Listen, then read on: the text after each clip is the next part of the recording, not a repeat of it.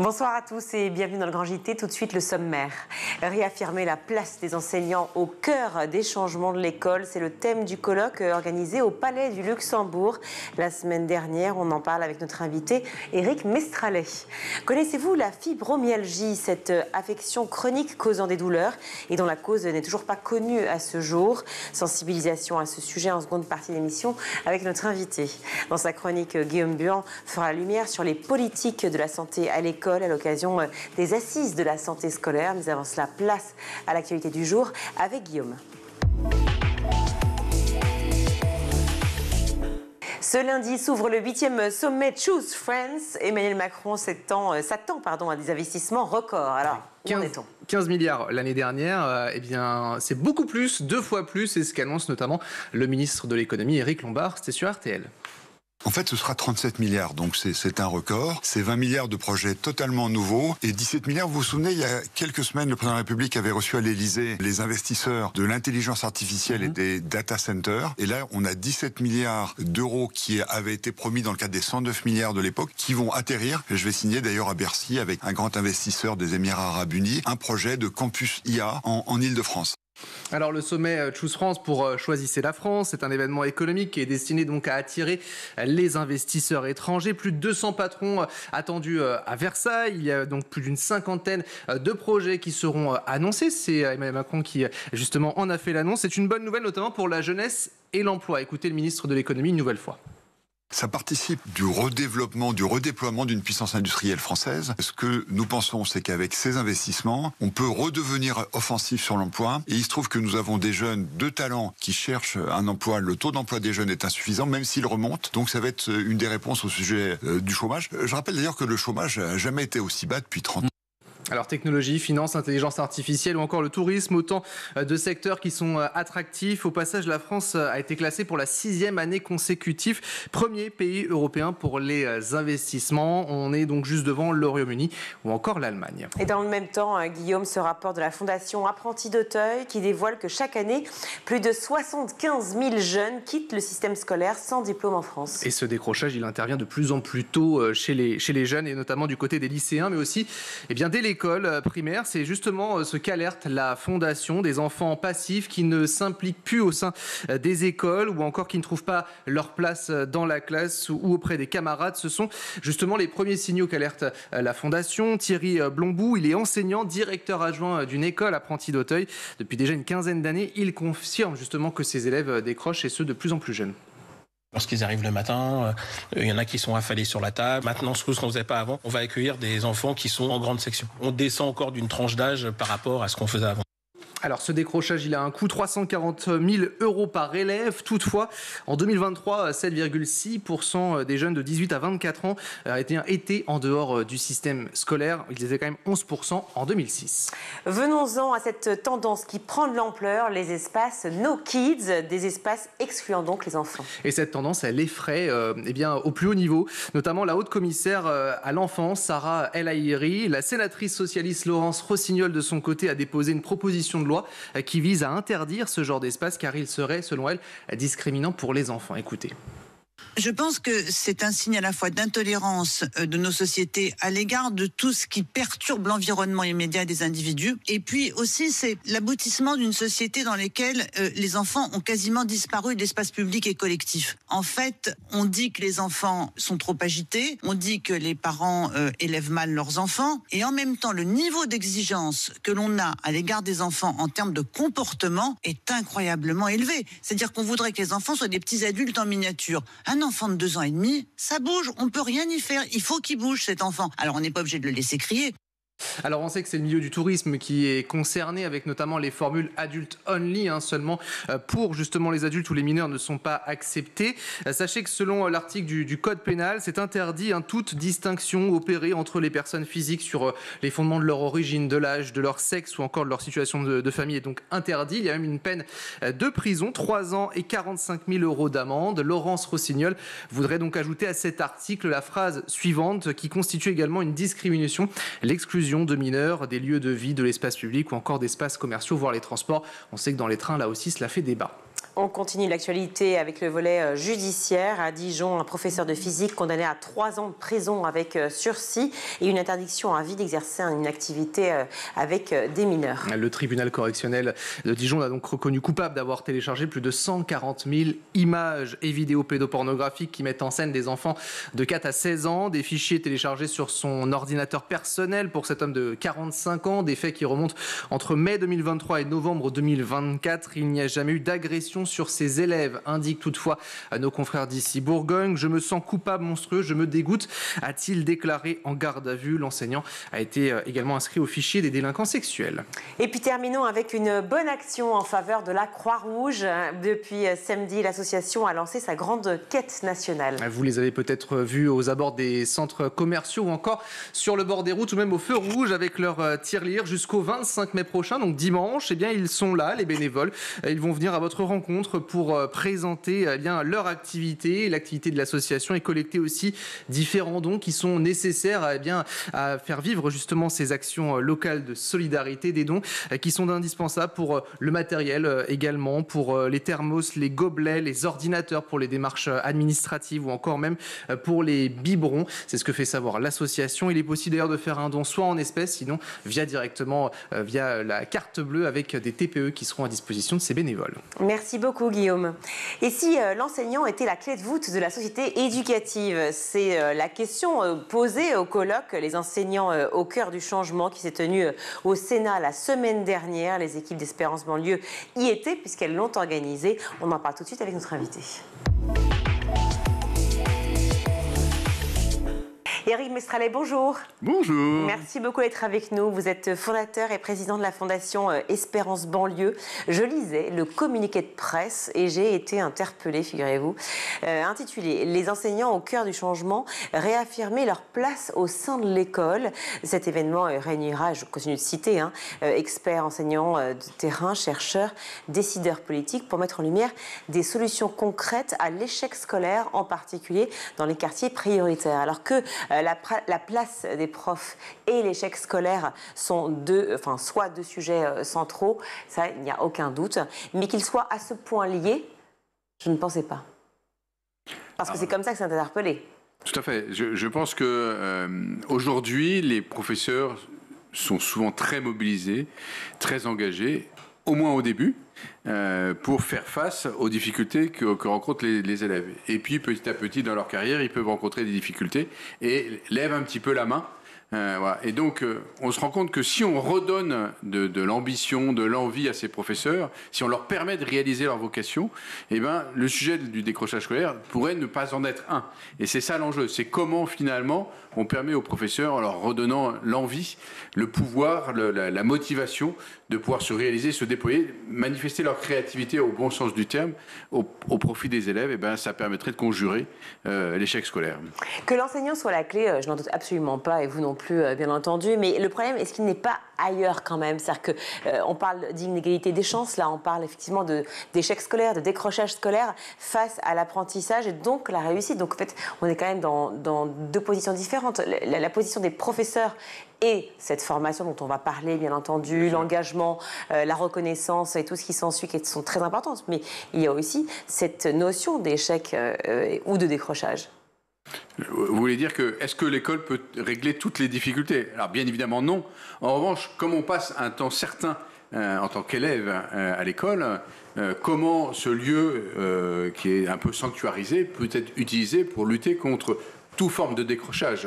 Et donc peut-être que si le professeur mobilise l'ensemble des énergies avec une alliance avec les parents, parce qu'il y aurait un dispositif particulier qui serait mis en place. Et ce que nous avons vu lors de ce colloque, c'est qu'on peut y arriver. Et ben, dans ces cas-là, le professeur n'est plus tout seul pour lutter contre ces fatalités, ces déterminismes, et il peut engager toutes les forces vives pour la réussite des enfants.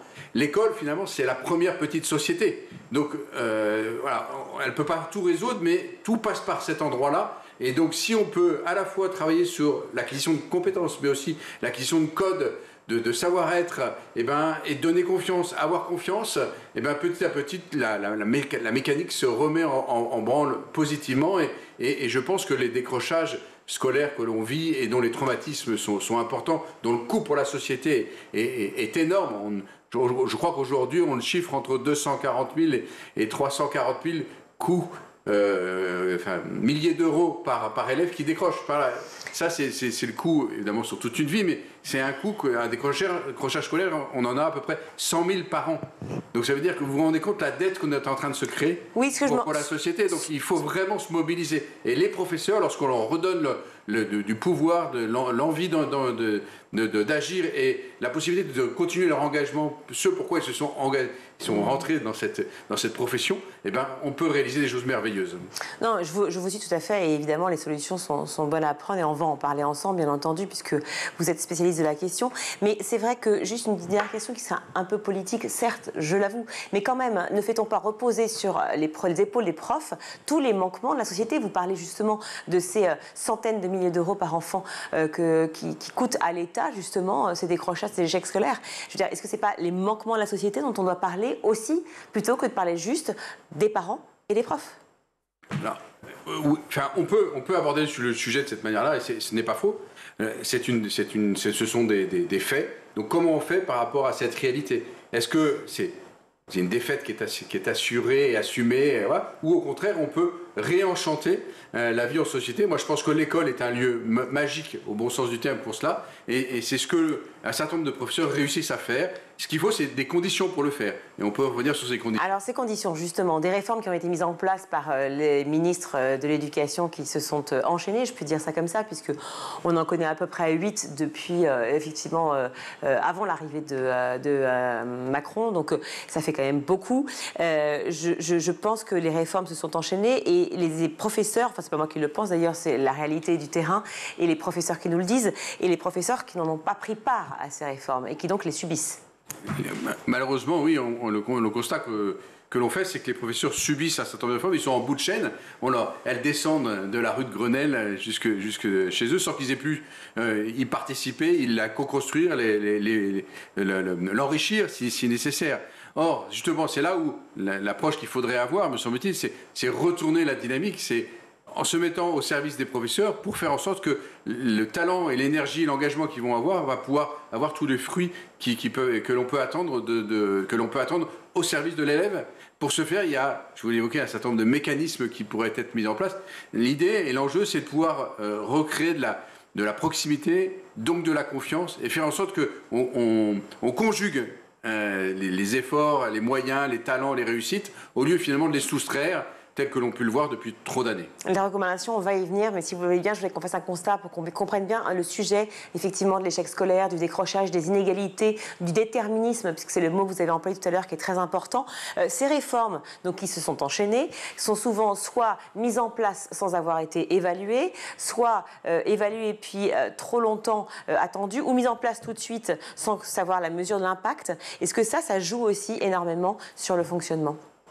Bien évidemment. En tout cas, le fait qu'il y ait une succession de réformes dont on n'a pas le temps de mesurer et de qualifier l'impact, même s'il y a eu une étude d'impact qui a été faite préalablement, mais voilà, l'éducation c'est le temps long, donc on ne peut pas en l'espace de 6 mois, de 2 ans, là, je pense qu'il faudrait presque 4 ans ou 5 ans, une petite cohorte pour voir véritablement une vraie évolution et une évaluation de qualité.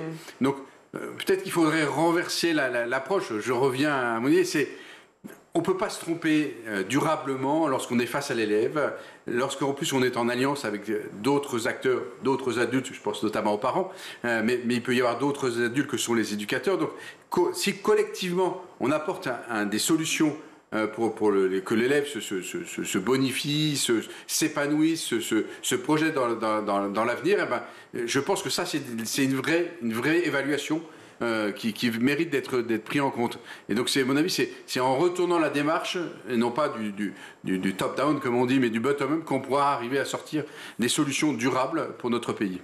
Comme souvent, on pense à la société pour penser solutions. Ce colloque au Sénat, donc parlons-en. Déjà, il a été organisé par qui et pour qui? Quel a été le point de départ de ce colloque? Alors, ce colloque a été organisé par Espérance Banlieue, donc j'ai la chance d'avoir créé il y a maintenant 13 ans. parce que on se rend compte que souvent, malheureusement et paradoxalement, quand on évoque des changements ou des évolutions dans le système d'éducation, les professeurs peuvent être un petit peu réticents. Ça rejoint le fait qu'ils ont vu trop de changements ou trop de modifications et qu'ils n'ont pas été associés. Donc toute évolution, ils la voient avec beaucoup de distance. Or, on est persuadé qu'il faut des évolutions, mais il faut qu'ils en soient les acteurs de ces évolutions. Donc on a voulu magnifier, à l'occasion de ce colloque, un certain nombre de réalisations qu'ils font aujourd'hui et dans lesquelles ils se réalisent, dans lesquelles les enfants se réalisent. On a pu avoir des témoignages d'enfants, de tuteurs, de stages, voyant des enfants se développer, se déployer, avec tout le bonheur qu'ils avaient à voir ce déploiement se réaliser. Et donc on a voulu magnifier ces réalisations, et dans un premier temps, et dans un deuxième temps, avoir la chance de grands acteurs qui projettent un peu des évolutions possibles pour le système. Voilà. Et notamment, et c'est là où ça rejoint les quelques pistes que j'ai essayé d'évoquer tout à l'heure, c'est que ces démarches très massives qui étaient envisagées pour faire évoluer l'éducation nationale, on s'aperçoit qu'elles n'ont pas fonctionné. Et donc il faudrait changer la manière de faire. Les sénateurs ont été réceptifs ou pas? Alors, les sénateurs étaient évidemment très réceptifs parce que... Au changement? Alors, au changement, et c'est intéressant parce que certains sénateurs, moi je les connais depuis 10 ans et je les ai vus évoluer. Au début, c'était inconcevable de penser un petit peu en dehors des règles actuelles. Et petit à petit, ils ont vu qu'il y avait des vraies opportunités et des vrais succès qui pouvaient permettre de réenchanter l'éducation, ce à quoi tout le monde, ce à quoi tout le monde après court, bien évidemment. Oui, réenchanter l'école, c'est la baseline de School TV. Évidemment, on en parle très souvent. Maintenant, faut-il savoir le faire, faire des propositions. Vous insistez sur, évidemment, ce que vous avez créé avec Espérance Banlieue, et donc les recommandations phares, laquelle, en tout cas, a été immédiatement saluée par les sénateurs qui donc étaient face à vous, ou en tout cas votre public lors de ce colloque. Alors, ce qui a été vraiment salué tout de suite, c'est le fait d'avoir une petite communauté éducative de 150 élèves qui permet de créer de la proximité et donc de la confiance. Donc on se rend compte qu'on ne peut rien sans cela. Donc il y a peut-être d'autres manières de recréer cette confiance, mais en tout cas ça fonctionne, cette dimension, cette modalité fonctionne, et donc ça permet de réengager l'ensemble des adultes au service de l'avenir de l'enfant. Ça veut dire peu d'effectifs par classe, peu d'élèves par classe? Peu d'effectifs par classe, alors ça c'est une modalité pédagogique, de telle manière à ce qu'on puisse suivre chaque enfant dans ses difficultés ou ses talents, mais avoir une méthode adaptée qui soit à la fois collective et individualisée. Mais ça, Éric Mestrallet, pardon, mais tout le monde le souhaite, ça. Et on voit bien que c'est difficile déjà, on manque de professeurs aujourd'hui. Comment pouvoir l'instituer pour toute la France? Alors, vous avez raison, mais la poule et l'œuf, on n'a pas de professeurs. Pourquoi? Parce que enseigner est difficile, parce que les conditions sont difficiles. Et c'est bien pour ça que je reviens à mon idée, effectivement, de société et des manquements de la société par rapport à l'échec scolaire. C'est-à-dire que si on avait une reconnaissance des professeurs, est-ce qu'il n'y aurait pas davantage de solutions pour notre école avant même de penser pédagogie? Si, mais toujours la question de la poule et l'œuf. Bah oui. Vous évoquez les professeurs sont désespérés, déprimés. Certains, même engagés récemment, démissionnent. Donc ça, c'est le constat. Donc il y a une vraie évaporation, c'est une vraie angoisse. Demain, le système sera plus capable de mettre un professeur devant chaque classe, j'en suis persuadé. Mais est-ce que ce n'est pas les conditions dans lesquelles ils interviennent qui créent cette désaffection?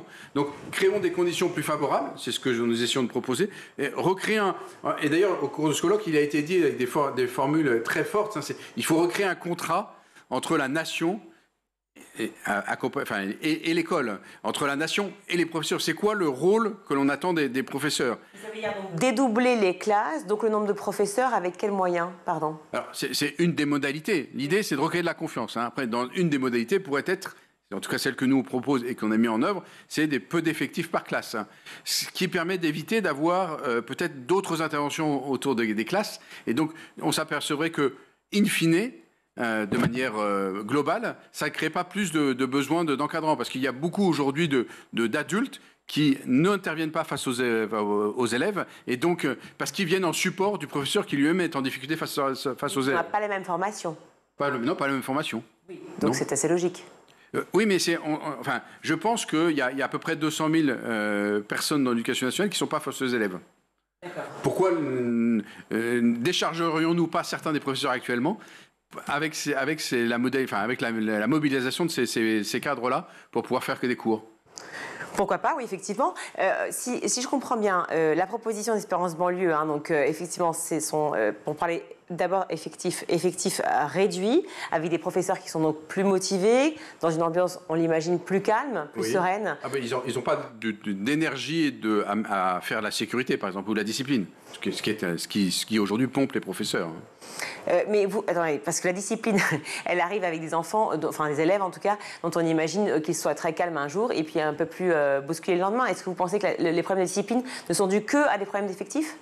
Alors, beaucoup. C'est-à-dire que c'est une question d'ambiance dans la classe et l'école. À partir du moment où tout le monde a envie de concourir à un moment de qualité, un moment où on est heureux, où il n'y a pas de pression, où il n'y a pas d'agressivité, où il n'y a pas d'insécurité. Donc en fait, on rejoint une petite communauté éducative où on est bien. Nos élèves, il y a 0% d'absentisme, ça veut dire quelque chose. On a des parents qui nous disent on a des difficultés pour les vacances parce qu'il n'y a pas classe, parce que les enfants la réclament. Donc comment on redonne envie à tout le monde d'aller à l'école ? Ça, c'est un vrai sujet. C'est une école gratuite que vous proposez ? Alors, c'est une école qui est un petit peu payante. C'est entre 60 et 80 euros par mois et par enfant. Oui. Donc, elle n'est pas gratuite. Ce qui n'a pas de prix, n'a pas de valeur. C'est ce qu'on essaie de dire. Il faut que ce soit un effort consenti de tout le monde. C'est la raison pour laquelle il y a ce prix qui ne couvre pas l'exhaustivité aujourd'hui des coûts de scolarité, puisqu'on est obligé de faire appel à la générosité privée.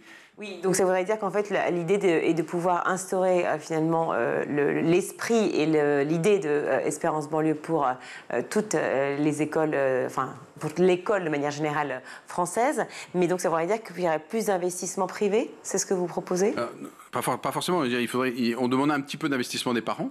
Alors nous, nos écoles vont de la maternelle à la troisième, c'est l'école du socle, hein, et on ne traite pas le lycée et a fortiori l'après-lycée.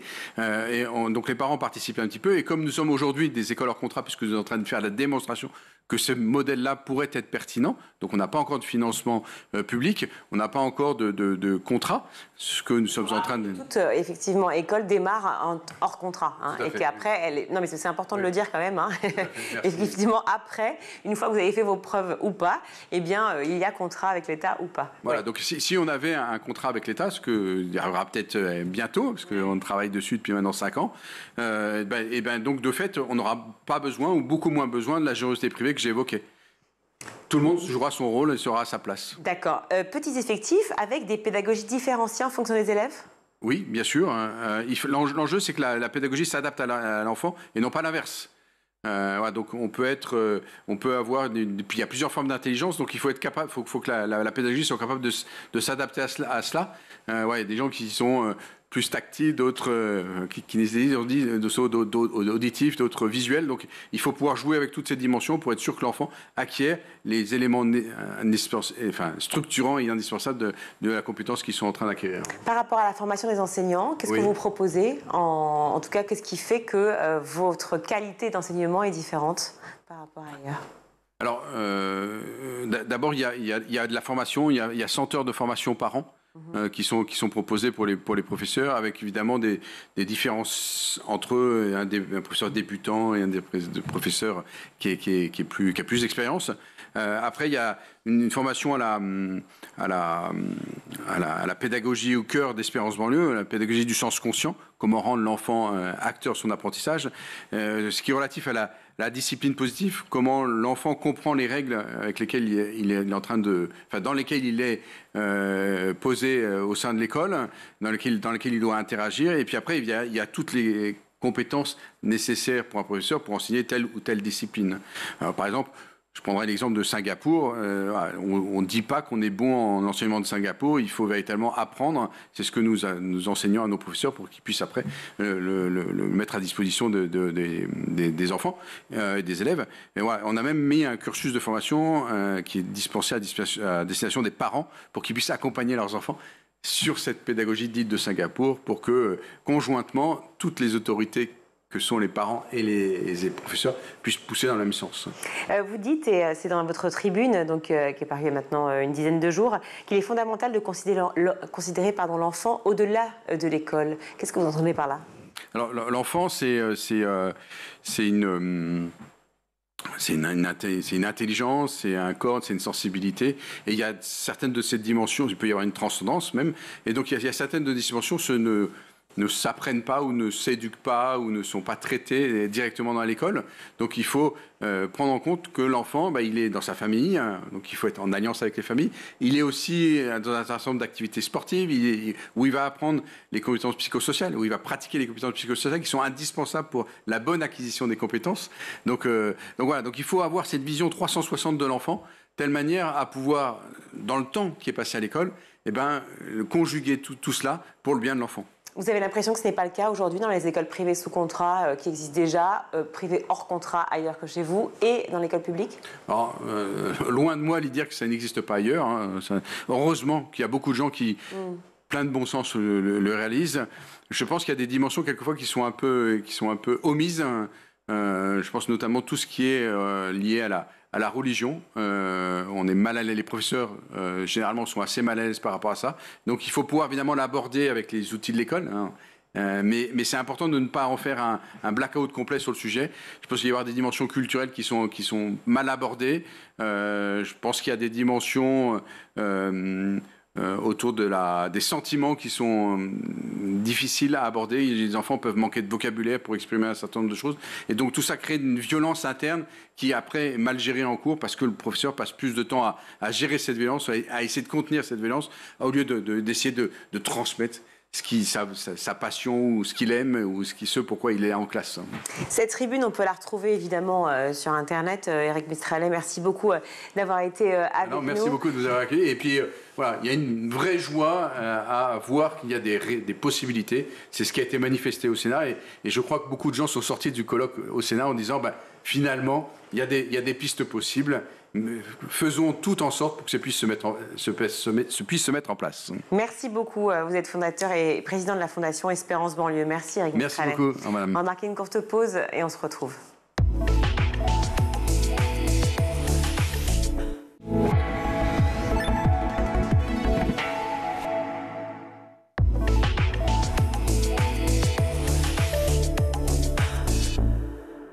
De retour dans le Grand JT, je suis ravie d'accueillir par Skype Ghislaine Baron. Bonjour. Bonjour. Merci d'être avec nous. Vous êtes présidente d'honneur de Fibromyalgie SOS. On va peut-être se dire ensemble, décrire ensemble, si vous voulez bien, ce qu'est la fibromyalgie, pour ceux qui ne savent pas. Alors, la fibromyalgie est une pathologie neurotendinomusculaire.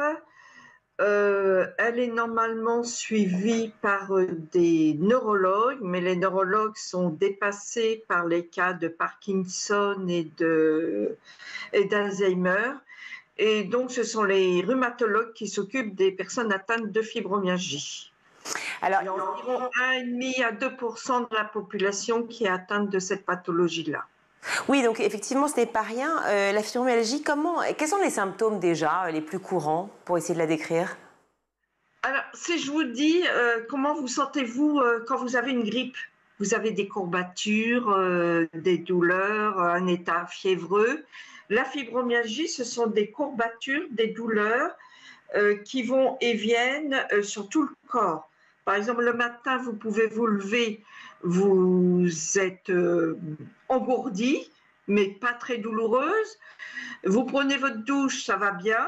Hein, au contraire, c'est le moment le plus agréable. Et puis, dans la matinée, vous avez les trapèzes qui sont bloqués. Vous ne faites rien de spectaculaire, mais à midi, vous êtes bien.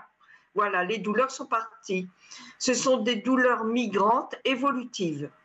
Oui, d'où la complexité, effectivement, pour détecter cette affection, pas infection, affection chronique. Oui, tout à fait. Parce que si on vous fait des analyses de sang, les résultats restent normaux.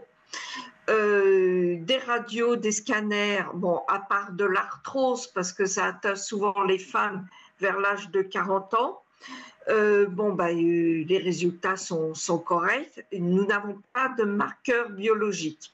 Bon, c'est ça qui pose problème. C'est surtout la consultation avec le médecin par élimination d'autres pathologies qui fait penser à une fibromyalgie. Oui, et le fait que ce soit des douleurs migrantes. Oui, c'est ce qui veut dire aussi, et vous le dites vous-même, hein, c'est in fine, on finit par diagnostiquer une fibromyalgie parce qu'on n'a pas trouvé le reste. Donc ça veut dire que c'est un parcours très long pour ce diagnostic. On passe quand même par plusieurs étapes. Alors, il y a quelques années, c'était facilement 10 ans, 15 ans, même 20 ans pour certaines personnes. Or, maintenant, le diagnostic se fait beaucoup plus rapidement, environ 3, 5 ans. Hein. Moi, ça a mis 18 ans avant d'être diagnostiqué. Oui, non, mais c'est déjà extrêmement long, 3 à 5 ans, on l'imagine. Et d'ailleurs, il y a des facteurs qui sont prédisposants à la fibromyalgie lorsque déjà le mental ne va pas, ne suit pas. On imagine qu'on peut être dans un état de prédisposition. Alors, de toute façon, il y a une population qui est propice à la fibromyalgie. Ce sont des personnes qui sont un peu Mère Teresa, entre guillemets, qui veulent soulager toutes les autres personnes. Elles prennent à cœur les malheurs des autres. Elles ont une grande empathie vis-à-vis des autres personnes. C'est bien d'aider les personnes, mais quand même, il ne faut pas s'oublier soi-même. Hein. Donc, un excès de générosité et une hyperactivité. Les personnes, elles aiment bien aller à fond dans tout ce qu'elles font, dans le travail, dans les loisirs. Il y a beaucoup de fibromyalgiques dans les sportifs de haut niveau. Hein. Donc, toujours aller à l'externe. Et c'est aussi un déséquilibre aussi par moment entre le corps et l'esprit. C'est-à-dire qu'il faut que le mental soit approprié. Moi, je dis toujours, c'est une balance, donc il faut travailler sur l'esprit. Et les personnes atteintes de fibromyalgie ont tendance à avoir pas le moral dans les chaussettes, mais un petit peu voir le verre plutôt à moitié vide plutôt qu'à moitié plein. Oui, et quand donc, il faut vraiment travailler sur son mental. Quand on sait à quel point c'est compliqué en ce moment, effectivement, de se sentir, comme vous le dites, bien, plutôt apaisé, serein par rapport au contexte social et économique. Je parle évidemment aussi des enfants, hein, des plus jeunes, puisqu'on est sur School TV. Est-ce que cette maladie peut atteindre aussi les plus jeunes ? Ah, bien évidemment. La population principale, ce sont les femmes. Mais il y a beaucoup d'enfants atteints de fibromyalgie. Alors là, on ne parle pas de fibromyalgie, on parle de douleurs chroniques. Parce que le mot, si on donne un nom de pathologie, ça enferme les enfants dans une catégorie, ce qu'il ne faut surtout pas faire. Et il y a beaucoup d'hommes atteints de fibromyalgie. Justement, là, au mois d'avril, on a fêté les 20 ans de l'association Fibromyalgie SOS. Et vous pouvez aller voir sur notre site, je n'ai pas reçu la BD, mais je vous la fais voir. Nous avons fait une BD qui est gratuite, que les personnes peuvent télécharger et se procurer en les commandant. Elles ont été imprimées et c'est pour expliquer comment le parcours du fibromyalgique, que ce soit un homme ou une femme. Parce que c'est là qu'on s'aperçoit que c'est le parcours du combattant, parce que les généralistes ne connaissent pas cette pathologie et suivant quel type de médecin on va voir, ils ne pensent pas à la pathologie. Un généraliste ou un interniste justement pour diagnostiquer ? Alors, au départ, on va voir son généraliste, hein, parce qu'il ne faut pas aller tous azimuts. Hein. Mais le diagnostic se fait dans les services de médecine interne. Il ne faut pas aller dans les services de structure de la douleur, ce qu'on appelait avant les centres antidouleurs, parce que ces structures-là, elles sont là pour aider à mieux gérer la douleur, en apprenant aux personnes à faire de la sophrologie, de la méditation, des exercices, tout ça. Alors qu'en médecine interne, ce sont des super généralistes, c'est transversal, et ils ont des connaissances dans toutes les matières, que ce soit du côté endocrinologique, maladie rhumatismale, voilà. Donc c'est vers ce genre de service qu'il faut aller. Est-ce qu'il existe des traitements, Ghislaine Baron, pour les symptômes de la fibromyalgie? Alors là, cette année, nous avons, l'association, nous avons travaillé avec la Haute Autorité de Santé pour rédiger les nouvelles préconisations pour mieux diagnostiquer la fibromyalgie. Et ce qu'il en ressort, encore une fois, que les médicaments sont en deuxième intention. En première intention, c'est l'activité physique. Alors attention, activité physique ne veut pas dire aller faire des longueurs de bassin, aller faire de la course à endurance ou autre. Non, l'activité physique, pour certaines personnes, ça va être tout simplement les personnes qui ont un chien, d'aller promener le chien. Au début, on peut marcher et aller 10 mètres, après on peut marcher 15 mètres. Il faut y aller progressivement. Et donc l'activité physique, c'est remettre le corps en marche. Et vous savez que quand on est à l'extérieur, qu'on marche, eh ben, le fait de regarder les paysages et tout, ça libère l'esprit, donc ça détend le psychisme aussi. D'accord. Et pour les enfants dont on parlait, effectivement, est-ce que ça joue sur l'apprentissage à l'école? Oh là là, oui, oui, oui. Alors les enfants, ils arrivent à l'école, ils s'endorment en classe, ils sont fatigués parce que on se couche avec les douleurs, on se réveille avec les douleurs aussi. Hein. Et souvent, il y a des enseignants qui pensent que les enfants, s'ils s'endorment comme ça, c'est parce qu'ils ont fait la Java la veille au soir, ils ont été trop longtemps sur leur tablette ou regarder la télé ou sortir. Ce n'est pas du tout le cas. Et donc, c'est difficile après à expliquer aux enseignants que c'est une pathologie où il y a un épuisement total. Et justement, nous, on travaille avec un médecin qui a été atteint de fibromyalgie, qui a écrit des ouvrages. Et bon, la fibromyalgie, c'est un dérèglement du système nerveux central. Et on s'est aperçu que pour réguler le système nerveux central, le magnésium était une bonne solution. Alors le magnésium à travers l'alimentation, c'est-à-dire des amandes, des crustacés, il y a beaucoup de magnésium, des eaux minérales, mais pourquoi pas une supplémentation en magnésium et pas n'importe quel magnésium, surtout pas de magné B6, ni de mégamag, ni de MAG2, parce que ce sont des magnésiums qui contiennent des lactates, ce qui n'a rien à voir avec le lait. C'est comme quand vous faites une activité physique, vous avez des courbatures le lendemain. Votre corps a fabriqué de l'acide lactique et le lactate, c'est ni plus ni moins que l'acide lactique. Donc si vous prenez marin, les 3 magnésiums...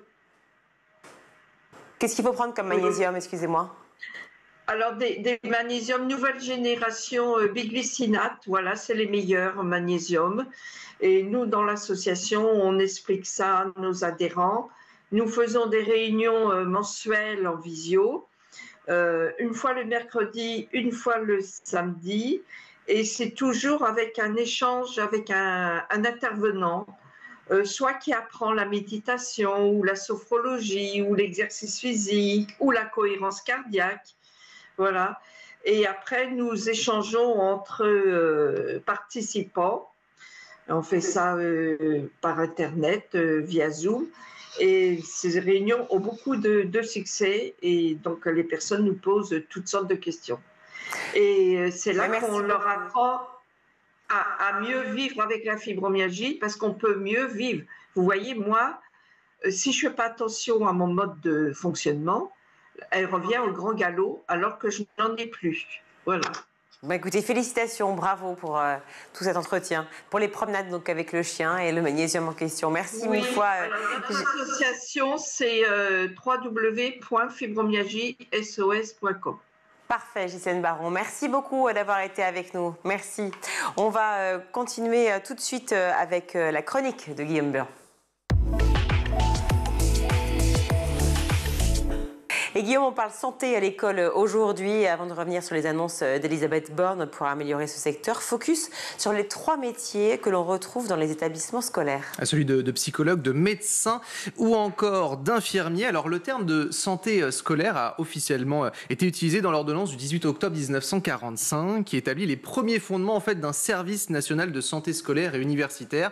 On est au lendemain de la guerre et la population infantile souffrait de malnutrition ou encore de différentes carences avec aussi la tuberculose qui sévissait. Le gouvernement de l'époque avait mis en place justement les visites médicales obligatoires aux élèves dès l'âge de 6 ans. Ça reste encore d'actualité, on en parlera justement un peu plus tard. Au même moment, les centres médicaux scolaires sont créés, installés dans les grandes villes et les villes de plus de 5000 habitants afin d'organiser là aussi les visites et les examens nécessaires aux élèves mais aussi au personnel éducatif. Alors le ministère de la Santé et celui de l'Éducation se partagent un peu ces missions. Il faut savoir que en France, on a des médecins qui sont fonctionnaires de l'éducation nationale.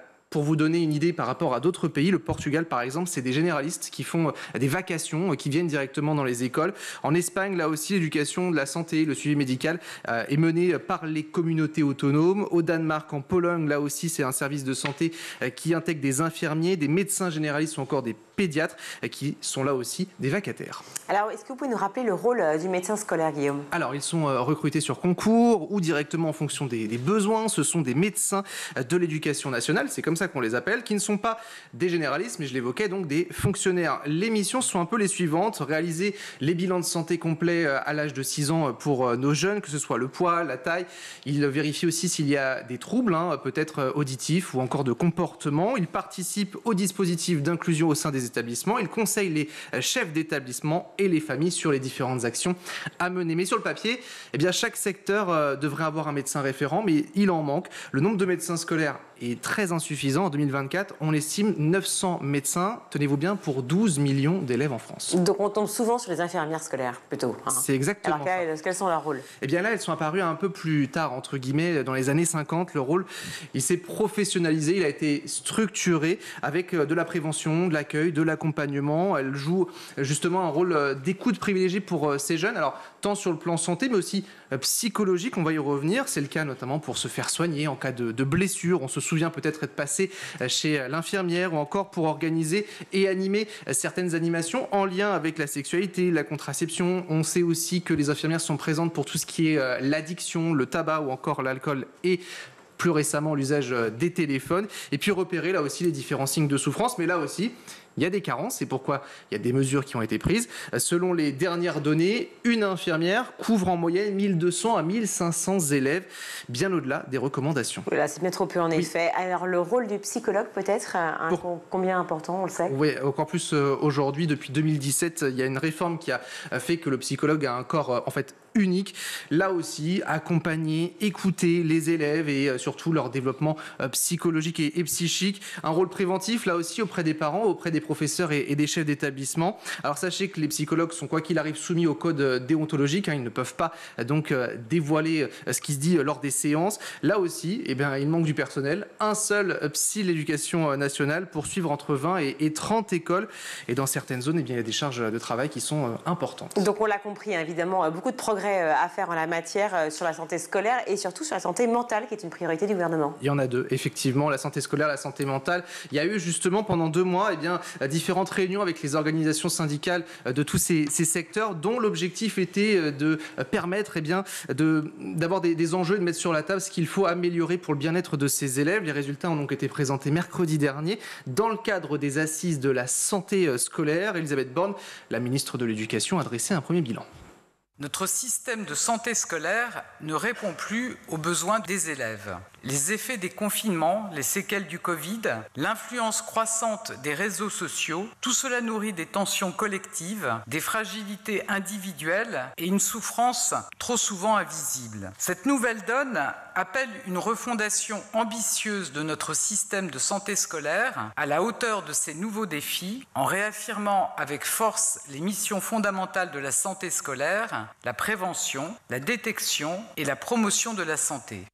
Et la ministre a mis sur la table 4 priorités, je l'évoquais tout à l'heure, notamment le fait de passer l'examen médical à partir de l'âge de 6 ans. Sur le papier, 100% devrait le faire. Aujourd'hui, on est à 20%. Il faut améliorer tout cela. Écoutez donc la liste des priorités. Soit le dossier médical de l'élève permet de s'assurer qu'il bénéficie d'ores et déjà d'un suivi approprié, soit il devra bénéficier d'une consultation dans le cadre scolaire. Ma deuxième priorité est de remettre ces 3 principales missions, la prévention, la détection et la promotion de la santé. Ces missions sont souvent concurrencées par des tâches administratives sans bénéfice concret sur la santé des élèves. C'est pourquoi nous allons lancer une vague de simplification. De même, la visite médicale requise pour certains travaux réglementés ne sera réalisée qu'en début de formation. Troisièmement, nous devons faire alliance avec les partenaires de l'école pour garantir une prise en charge plus efficace. L'école est et doit être un lieu de santé. L'école est donc en première ligne pour vacciner, pour détecter les troubles, le mal-être, les situations de handicap.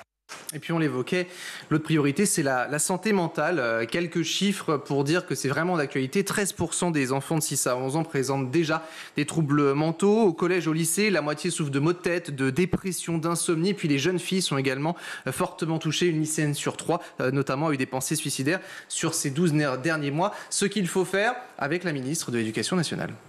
Je demande à tous les collèges et à tous les lycées de se doter d'un protocole de santé mentale d'ici la fin de l'année 2025. Un parcours de formation en ligne sera proposé aux inspecteurs du premier degré et au personnel de direction pour les accompagner dans cette démarche. Le deuxième axe vise à apporter aux équipes éducatives un appui renforcé et adapté à chaque territoire. Dans chaque département, nous allons créer un pôle psycho-médico-social. Le pôle sera chargé de définir et de déployer une stratégie et des priorités adaptées à chaque département. Enfin, nous devons avant tout agir en direction des principaux intéressés, les élèves. Ils seront eux-mêmes formés, sensibilisés et outillés. Et puis également, autre chose qui sera faite, c'est l'inscription des 3 numéros. On vous en parle souvent ici même. Et bien dans les carnets de correspondance et puis sur les systèmes numériques, le 119 notamment, le 3018 ou encore le 3020, que ce soit bien en cas de violence ou en cas de harcèlement. Et puis le dernier constat, c'est la crise au sein des médecins et la crise des vocations. 40% des postes sont vacants. Là aussi, la ministre tend un peu la main aux futurs médecins. La carrière des médecins sera revalorisée et fluidifiée et nous procéderons également à un renforcement des effectifs d'infirmiers, d'assistants sociaux et de psychologues de l'éducation nationale. Alors vous l'aurez compris, il y a encore beaucoup de boulot, il y a beaucoup de paroles. À présent, eh bien, place aux actes et on fera le bilan. Merci beaucoup Guillaume. On va tout de suite retrouver le meilleur de School TV avec le ZAP. Il y a beaucoup d'autres femmes et à un moment, vous commencez à les fréquenter via des forums PMA sur Internet. Vous riez déjà. Mais c'est super louche, ce que vous dites, je découvre, je vous cite, je découvre un monde super chelou. C'est effectivement un monde très chelou. Alors, j'ai pas échangé avec elle. J'ai juste, comme ça, je me suis mise derrière le rideau et j'ai regardé ce qui se passait parce que, en fait, il y a des périodes pendant la PMA où on attend. C'est-à-dire qu'on a le transfert d'embryon, ça prend quelques minutes, et puis on repart, et puis on vous dit, on verra dans 10 jours. 10 jours, c'est très long. Et donc, il y a un moment où même si on se l'a interdit au début en disant non, je vais pas regarder sur Internet, puis à un moment, on se dit, bon, je vais quand même regarder un petit peu sur Internet, parce que si ça se trouve, je sens un truc, mais en fait, je sais pas ce que je sens. Et là, on découvre que la question de savoir si Bribri va arriver est Bribri 1, Bribri 2, parce qu'ils ont des numéros, hein. C'est comme les papes. Hein. Donc Bribri qui s'écrit avec un Y, parce que c'est l'abréviation d'embryon. D'embryon, absolument. Et donc, il y a une personnalisation du bébé à venir. On dit pas bébé, on dit Bribri. On dit Bribri, on va chez le Gigi, non pas chez le gynéco, parce que et à l'inverse, c'est des femmes qui peuvent écrire effectivement hormones gonadotrophine du premier coup, sans problème. Faire de faute d'orthographe. Et par contre, elles écrivent Bribri. Donc c'est un monde extrêmement mystérieux. Et en même temps, c'est à observer. Parfois, en plus, les forums ont plusieurs années, parce que tout est encore disponible. Et donc, c'est vraiment des femmes dont on sent quand même la solitude dans le parcours, parce que ça reste, même en couple, même entouré, on est quand même très seul face à ça. Et donc, elles ont besoin de parler avec d'autres femmes seules, ensemble, donc pour être effectivement moins seules. Mais on sent des femmes qui essayent de comprendre comment ça va marcher, est-ce que ça va marcher. C'est très vertigineux. Cette Semaine de la critique à Cannes, ce festival, bien sûr, c'est magnifique. Et c'est 20 jeunes qui vont vivre une expérience extraordinaire. Racontez-nous. Alors, on a la chance de faire ça depuis 20 ans et de faire vivre chaque année à 20 lycéens, donc 10 Allemands et 10 Français, une expérience d'une petite semaine dans le cadre de la Semaine de la critique, donc cette section parallèle, où ils découvrent des films, donc sélectionnés pour la Semaine de la critique. Ils vont travailler, en fait. Ah, absolument. Ils vont aussi travailler. J'espère qu'ils vont prendre du plaisir. Oui. Ils rencontrent des professionnels de l'image, des critiques justement qui leur expliquent ce que c'est ce métier. Voilà, et puis évidemment... Car c'est un métier. Il ne suffit pas juste de donner son avis comme ça. Tout à fait. Ouais. Ça se fait en argumentant. Ça ne se fait pas forcément de la même façon en France et en Allemagne. Et on a des experts des deux pays qui viennent leur parler. Et puis, ils ont des ateliers aussi où ils écrivent ensemble. Donc, confronter son point de vue, s'exprimer dans la langue de l'autre pour essayer de le faire adhérer à son opinion. Enfin, tout ça, c'est un travail, mais qui se mène dans un cadre, évidemment, très agréable. On voit ces images, c'est peut-être celle, effectivement, de l'année passée. Dans un cadre, on voit effectivement le soleil au rendez-vous, le cadre très agréable de la Côte d'Azur, les festivaliers. Pourquoi c'était important pour vous, et c'est important aujourd'hui, de passer par l'immersion pour susciter l'engagement des élèves ? En fait, le constat de départ, c'est qu'aujourd'hui, un des vecteurs de reproduction sociale, c'est le fait que tous les enfants ne vivent pas les mêmes expériences. C'est-à-dire qu'aujourd'hui, malheureusement, quand on est dans un milieu socio-culturel favorisé, on a des parents qui vont davantage nous emmener dans des musées, ou vivre certaines expériences, ou voyager. Et notre intention depuis le début, c'est de se dire, OK, comment est-ce qu'on fait pour armer les enseignants, les écoles, les collectivités, pour faire vivre des expériences à tous les enfants, les mettre sur un pied d'égalité. Et en plus, on se rend compte qu'à l'aide des technologies immersives, on peut aussi aller au-delà. C'est-à-dire que voyager le système solaire, même si on est enfant de CSP+, c'est pas toujours très accessible. C'est vrai. Et donc là, ces technologies-là permettent de le faire, et en s'appuyant en plus sur des techniques pédagogiques performantes, c'est un peu en fait ce qu'on a essayé de recréer, c'est la sortie scolaire idéale, celle qu'on aurait rêvé de vivre nous en tant qu'enfants. Ouais. On s'est dit on va essayer de la faire pour qu'un maximum d'enfants puissent les vivre. Solitude des femmes, solitude des hommes aussi d'une certaine manière. À un moment, vous en parlez, vous dites on pense rarement leur demander comment ça va, alors même que, alors effectivement, ils n'ont pas à subir tout l'envahissement physique, c'est pas eux qui se prennent les, je sais plus combien, 18 tubes de la prise de sang du début, sans parler évidemment de tout ce qui s'ensuit. Pour autant, pour ce qui est des espoirs, des déceptions, c'est pareil. Et puis, pour ce qui est de la passivité aussi, parce qu'ils sont, même, en plus, il y a la culpabilité, finalement, il y a la culpabilité de ne pas avoir le corps qui est envahi de toutes parts, mais en plus de ça, il y a la même impuissance, la même passivité face au fait que on contrôle rien, et qu'en plus de ça, les hommes voient leurs femmes souffrir, partir au bloc pour des anesthésies générales avec ce qu'on a comme risque. Enfin, donc il y a quelque chose de très pénible, et effectivement, même si c'est heureusement arrivé, le réflexe, c'est pas forcément de lui demander à lui comment ça va. Ça, c'est mon rôle en même temps.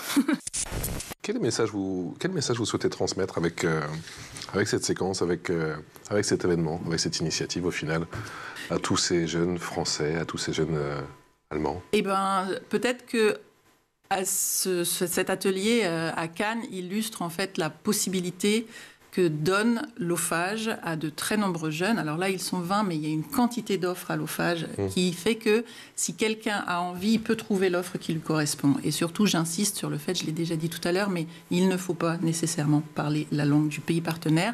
Ce n'était pas un prérequis. Et nous, notre démarche, elle est inverse, c'est-à-dire qu'on espère, et si vous saviez le nombre de retours que j'ai eus en entendant parler de ce programme, qui disaient « Oh, mais si seulement mon enfant faisait allemand » ou « Oh, si seulement ma fille avait pris français à l'école, elle aurait pu participer à ce programme. » Et en fait, nous, l'enjeu, c'est de le faire dans l'autre sens. C'est-à-dire les élèves qui participent cette année, on espère que dans leur choix de vie plus tard, ça leur aura ouvert une porte, soit vers l'Allemagne, soit vers la France. Même D'ailleurs, vous avez des retours sur ceux qui ont participé déjà à cette aventure ces dernières années, qu'on a vu en photo, en vidéo, et qui ont pris position sur certains films. Tout à fait. Comme on fête les 20 ans, on s'est un peu penché aussi sur les premières années. Cool. Et on a retrouvé des gens qui sont allés vers le métier, pas forcément de critique, mais en tout cas dans le cinéma. Alors c'est vrai que vous proposez des expériences immersives et interactives, mais l'école en France reste encore très attachée aux méthodes plutôt traditionnelles. Comment donc vous arrivez à convaincre ces établissements scolaires justement de passer au numérique, et notamment via des dispositifs comme le vôtre ? Ouais, en vérité, on sent qu'il y a quand même un attrait assez fort. Nous, ce qu'on vend, c'est finalement pas une technologie, c'est plutôt une expérience. Ouais. La technologie est un moyen de réaliser cette expérience, mais on n'a jamais mis en avant le fait qu'on avait telle ou telle technologie super high-tech. L'objectif, c'est vraiment, encore une fois, de faire vivre une sortie scolaire. Et donc, de ce point de vue-là, pour les enseignants, si on leur montre que dans la conception, on a mis tous les meilleurs efforts et on a impliqué les bonnes personnes pour créer quelque chose qui a une vraie plus-value pédagogique, et qu'ensuite on les prévient sur le déroulé de sorte à ce qu'ils ne se retrouvent pas dos au mur à devoir assumer quelque chose qu'ils ont pas, sur lequel on ne les a pas préparés. C'est-à-dire que vous les formez aussi en amont? En fait, on met à disposition un kit pédagogique en amont, qui est un petit livret qui explique ce qui va se passer pendant la séance immersive, sachant qu'en fait l'enseignant ensuite a la possibilité de s'impliquer, et nous on avait à cœur que l'enseignant reste au centre du dispositif, mais c'est pas plus compliqué que de montrer une vidéo de C'est pas sorcier par exemple.